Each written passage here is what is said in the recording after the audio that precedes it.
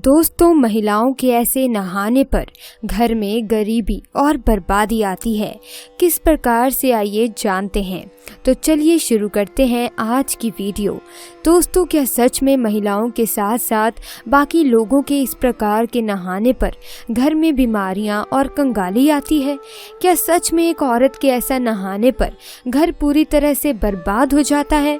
दोस्तों, हम रोजमर्रा की जिंदगी में कई ऐसे काम रोजाना करते हैं जो हमें याद तक नहीं रहते, लेकिन एक काम ऐसा है जो हमें हमेशा याद रहता है, वो है नहाना। हम रोजाना पिछले कई सालों से ये काम करते आ रहे हैं। अगर हम कहीं पर भी जाते हैं तो सबसे पहले हम नहा धोकर फ्रेश होते हैं। हमारी जिंदगी में नहाना बहुत ही जरूरी होता है। बिना नहाए धोए हमारे सभी कार्य असफल रहते हैं। नहाना हमारी जिंदगी में उतना ही उपयोगी है जितना हम सुबह शाम खाना खाते हैं। यहाँ तक कि हम बिना नहाए धोए किसी भी धार्मिक कार्य में बैठ भी नहीं सकते। लेकिन फिर भी कई लोग ऐसे हैं जो नहाते समय ये गलतियां जरूर करते हैं, जिसके कारण घर में बर्बादी आने लगती है और घर में भयंकर बीमारियां आनी शुरू हो जाती हैं। तो आइए जानते हैं कि वे कौन सी गलती है जो हमें नहाते समय कभी भी नहीं करनी चाहिए, खासकर लड़कियों और महिलाओं को। नंबर 1, अधूरा साफ शरीर। अगर कोई आपसे ये कहे कि आप ठीक तरह से नहीं नहाते हैं तो शायद आप भी इस बात को नहीं मानेंगे, लेकिन हम आपको बता दें कि 80% लोग ये गलती हमेशा करते हैं, जिसकी वजह से उन्हें अपने भविष्य में कई दिक्कतों का सामना करना पड़ता है। यहाँ तक कि आधा अधूरा नहाने पर व्यक्ति की कुंडली भी बिगड़ जाती है। इसीलिए अधूरा काम कभी न करें और जब भी नहाएं तो अपने शरीर को पूरी तरह से साफ जरूर करें। नंबर 2, गलत तरीके से नहाने पर घर में आती है बर्बादी। किसी भी महिला को पूरी तरह नंगन होकर यानी निर्वस्त्र होकर नहीं नहाना चाहिए। नहाते समय आपको इस बात का ध्यान रखना चाहिए कि आपके ऊपर एक वस्त्र तो होना ही चाहिए। एकदम सफाचट होकर बिल्कुल भी नहीं नहाना चाहिए। खास तौर से महिलाओं को रात के समय बहुत ही सावधानी बरतनी चाहिए। अगर आप ऐसी गलती करते हैं तो ये आपके ऊपर दोष लगा सकते हैं, जिससे घर में गरीबी आती है और बीमारियां जन्म लेती हैं। नंबर 3, नहाने के बाद शरीर पोंछने के लिए कभी भी दूसरे व्यक्ति के तौलिए का इस्तेमाल भूल कर भी न करें। इससे कई प्रकार के त्वचा रोग हो जाते हैं, खासकर दाद और खुजली जैसी समस्याएं हो जाती हैं। इसीलिए साफ तौलिए का इस्तेमाल करें। साथ ही कभी भी आप दूसरे व्यक्ति के कपड़े भी ना पहने, इससे भी दोष लगता है।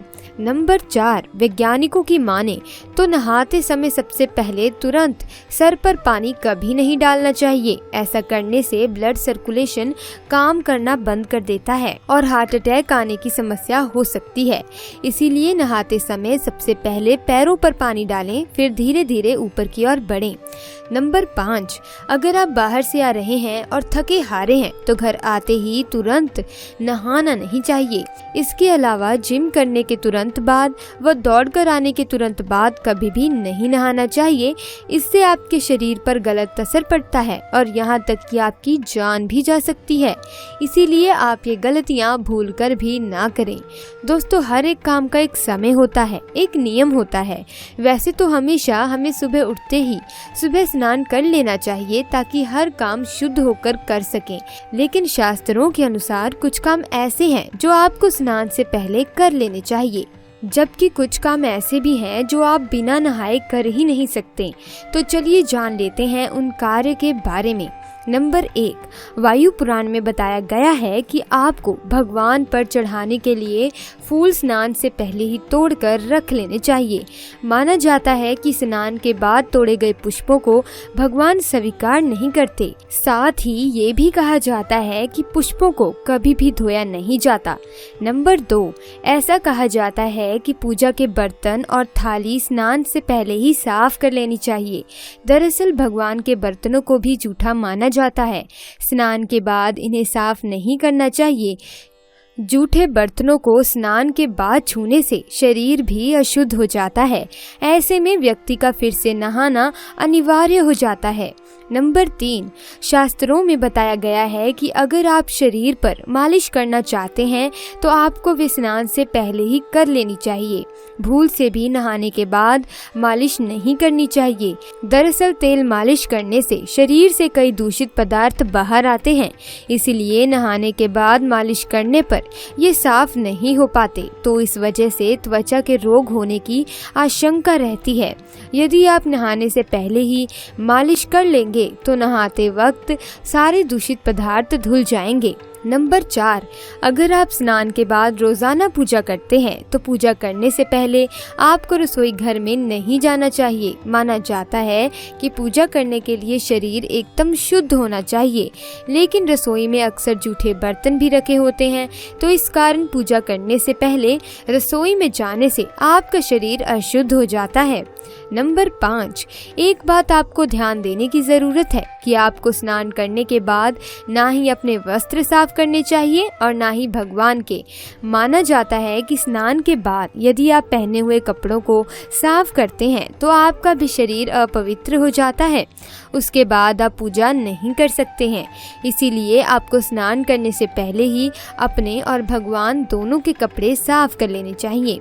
नंबर 6, तुलसी माता को जल चढ़ाना हमारे हिंदू शास्त्रों में काफी पवित्र माना जाता है। तुलसी को हिंदू धर्म में माँ का दर्जा दिया गया है। ऐसे में इस माँ के पास सिर्फ सकारात्मक सोच लेकर ही जाना उचित है। यदि आप डिस्टर्ब माइंड लेकर तुलसी में जल अर्पित करोगे तो आपको उसका पूरा लाभ नहीं मिल पाएगा। साथ ही जब आप तुलसी में जल चढ़ाएं तो हाथ जोड़ने के बाद तुलसी की एक पत्ती प्रसाद के रूप में अवश्य खा लें। इससे आपके अंदर की सकारात्मक ऊर्जा ज्यादा देर तक शरीर में बनी रहेगी और आपका पूरा दिन अच्छा जाएगा। नंबर 7, नहाने के तुरंत बाद सबसे पहला काम भगवान की पूजा होना चाहिए। नहाने के बाद आपका माइंड सबसे ज्यादा क्लियर होता है, साथ ही आपके अंदर सकारात्मक ऊर्जा भी अधिक रहती है। ऐसे में जब आप सीधा पूजा घर में जाकर भगवान की पूजा अर्चना करते हैं तो आपका भगवान से संपर्क होने के चांस अधिक रहते हैं।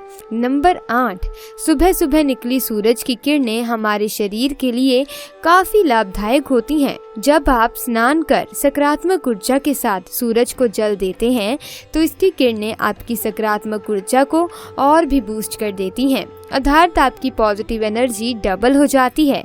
आइए अब जानते हैं इस स्नान करते समय कौन सा मंत्र बोलना चाहिए जिससे सभी बुराइयों का अंत हो जाता है। गंगे गंगे च यमुने चैव गोदावरी सरस्वती नर्मदे सिंधु कावेरी जल सिमृ सिद्धि। गंगे गंगे च यमुना चैव गोदावरी सरस्वती नर्मदे सिंधु कावेरी जल सिम सिंधि कुरु। इस मंत्र का मतलब है कि हे गंगा, यमुना, गोदावरी, सरस्वती, सिंधु और कावेरी माँ, मेरे स्नान करने के जल में कृपया आप सभी पधारिए। इस प्रकार से इस मंत्र का जाप करने से सभी प्रकार की नकारात्मकता, बुरी नज़र, रोग, बीमारियां नष्ट हो जाती हैं और व्यक्ति जीवन में सुख समृद्धि को पा लेता है। दोस्तों, आज की वीडियो में बस इतना ही। वीडियो अच्छी लगी वीडियो को लाइक करें, चैनल को सब्सक्राइब करना मत भूलिएगा। मिलते हैं अगली वीडियो में। आपका बहुत बहुत धन्यवाद।